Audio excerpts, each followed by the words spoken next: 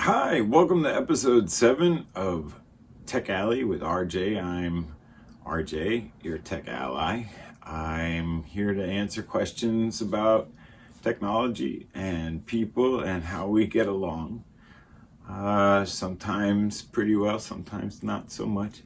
If we were to review just the last couple of episodes, I was talking about my history, and that brought up a question. Who am I speaking to? Who is my intended audience? And so for you, I think it's kind of obvious, but to a lot of folks, I'd like to say that, in the answer to that question, Nelsena, I look at my job as demystifying or unloading a little bit of truth about technology when there are so many marketeers that are willing to, pass a phrase in order to get a dime, basically. And so for what it's worth, I think my background and my upbringing in the industry was valuable, if only to help us defend the humanity against the onslaught of the cyborg nation. And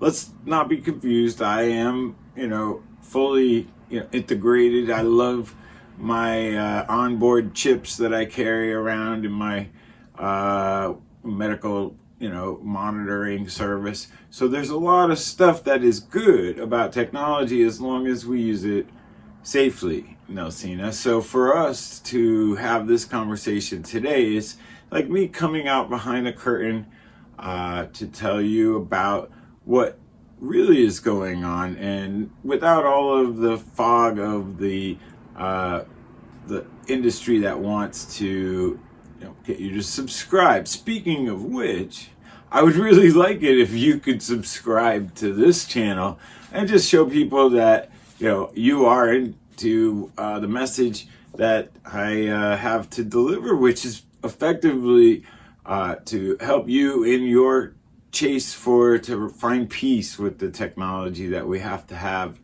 in our hands every day. And we have a history, so I can understand where, in the times past, some of that technology was mysterious, and when it was made less mysterious, we were able to, basically deal with a grip on our technology that could last and not leave any scars. So my audience, if it had to be in a summary, would be people that want to learn about this technology without the messaging that comes from big corporations that are interested in finding you as a customer, so much as my intent is to train and educate and give people something that's of value, even if I'm not asking for anything more than a like or a subscription to my Patreon.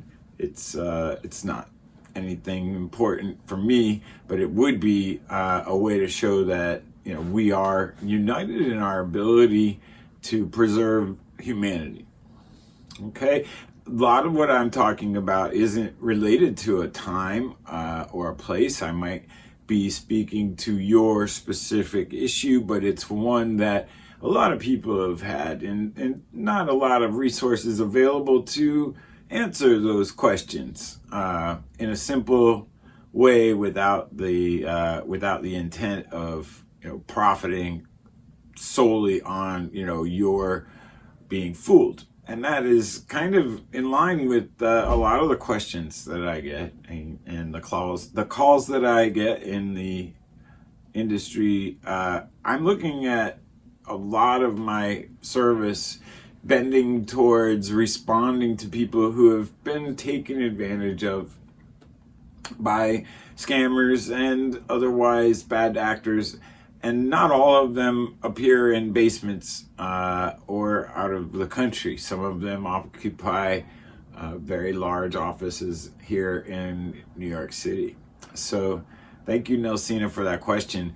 And moving on, one of the clients that I've known for a long time, Joe, said to me, he had asked, what was the purpose behind my intensity when I talk about the philosophy of what it is. Why is it that I have to bring these very esoteric points back to a place where I'm emphasizing the importance of lava lamps as random number generators and oddball things, what seems to be disconnected information. Maybe because in my time I've seen enough of this having a relationship, Joe, to be in line with there is a reason, there is an explanation why we find ourselves in this moment, in this time and place where it seems like it's a non-stop scam.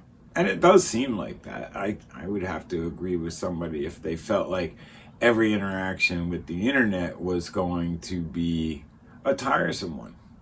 And so thank you for that question, Joe, and thank you guys for watching this episode, episode 7. Next week, I'm going to hope that somebody down in the comments will be able to ask a question that I can answer for them specifically, but with always the angle that intentionally there are lessons to be drawn out from even the smallest interactions when you are having a hard time with your phone apps because the mobile site is different from the desktop site.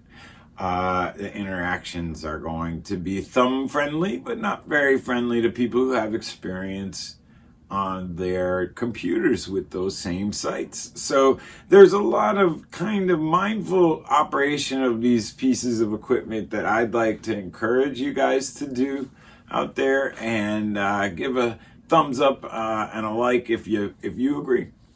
And I guess we'll see you all next Saturday, and I look forward to having you guys visit us at Tech Alley with RJ. See you again next week.